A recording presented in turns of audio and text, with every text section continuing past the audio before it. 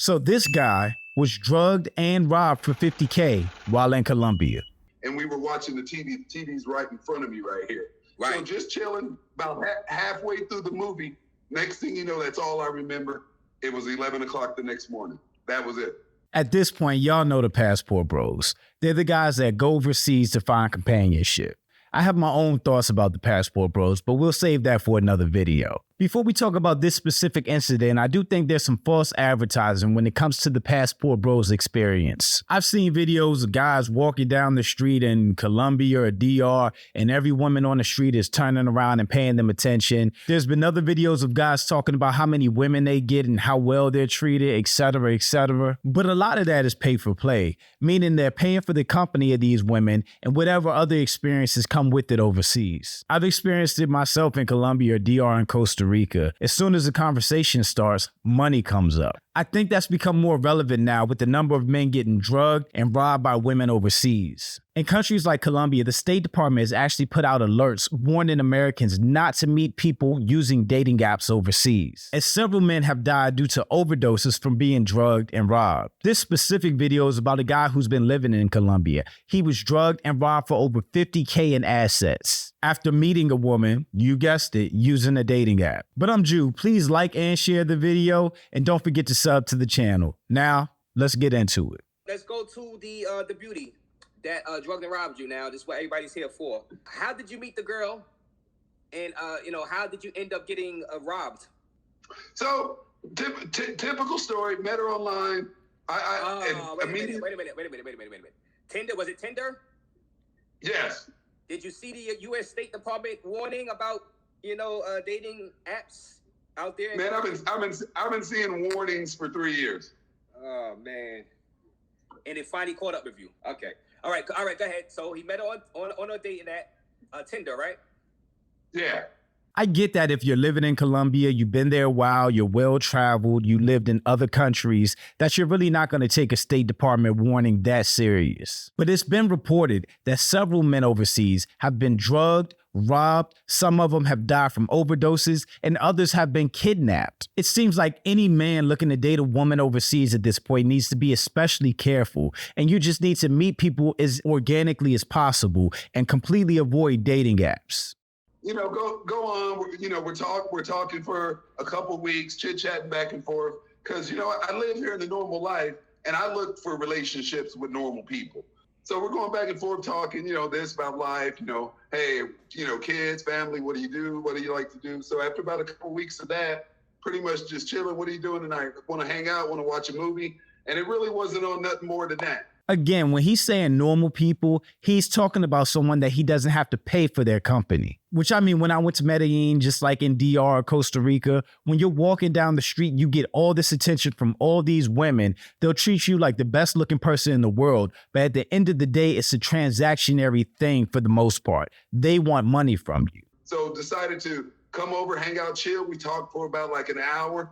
Then we ordered some food, ate some food. Then I put on my favorite gangster movie, Goodfellas, in Spanish. Random, but I ain't mad at the movie pick. Goodfellas is one of the greatest movies of all time, minus Henry snitching on everybody at the end. What's your favorite gangster movie? Leave it in the comments. And I was actually laying in my bed right here, and she was actually sitting next to it in the chair I'm in. And we were watching the TV's right in front of me right here. Right. So just chilling, about halfway through the movie. Next thing you know, that's all I remember. It was 11 o'clock the next morning. That was it. This part seems a little strange to me. I get that he's probably in a studio apartment as a single man in a foreign country. You don't need much. So there may not be a couch there for them to lounge on. But to be laid up in the bed with the woman sitting away from you in a chair, or even sitting next to the bed in the chair, just seems a bit awkward. Kind of like you're waiting for her to get comfortable enough to join you in bed, especially if y'all are already drinking. So she obviously slipped something in her drink and knocked him out. So what happened when you woke up? Damn, so he was out like that? I wish he provided more details about the drinks. Who made the drinks? Did he leave his drink unattended? Did he see her touch his glass at all? We really don't get too many details about it. Again, a lot of the deaths that's been reported for the passport bros have been men getting drugged and overdosed. So anyone traveling overseas, not just fellas, but ladies too, please be on your P's and Q's when it comes to your food and your drinks and the company you're keeping. So I woke up initially and I'm looking around and I see a butcher knife on the floor. I see my backpack, my suitcase open. So whenever I have people over, I have a ritual I do. Everything goes there. I got like a military grade backpack with locks on it. So everything important goes into that. Laptop, my 2 extra cell phones, everything goes into that. And then I put that backpack that's locked into my check bag suitcase and lock that. Right. So everything is always locked up. That's how I feel I survived, 3 years with never having anything stolen from me. He's making his security system sound a lot more effective than it actually is. He's putting all his valuables in a book bag and putting that book bag in a suitcase. That's dumb and it's not really safe at all. If someone is willing to go through the process of meeting you on a dating app, talking to you for however long, and then coming over to your place to drug you, they'll damn sure go through your belongings and find the suitcase and the book bag in it, and either take both of them or take the book bag out of the suitcase and just take that. Either way, your belongings are not safe in a book bag inside a carry-on suitcase. He's talking like he put all his stuff in a safe that's buried in the floor or something. Was she taking any pay? Was she taking any pay for play? No. I mean, I live here. It's different when you're a foreigner living here and you can speak the language.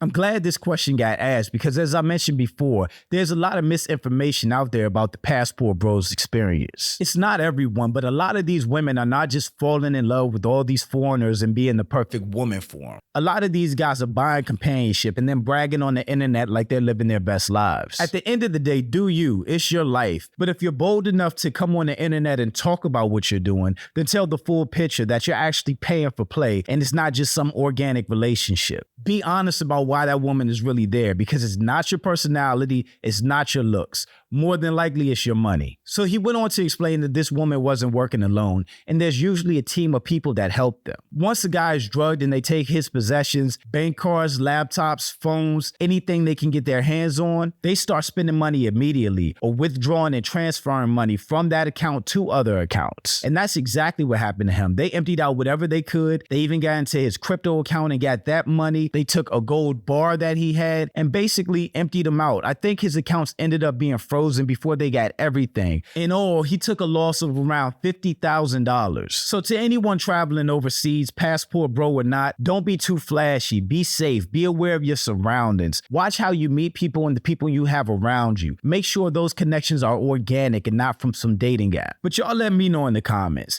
Do you think he was paying for an experience, or did he just get robbed by someone he thought he could trust? Thanks for watching. Please make sure you check out the next video, and I'll catch you next time. Peace.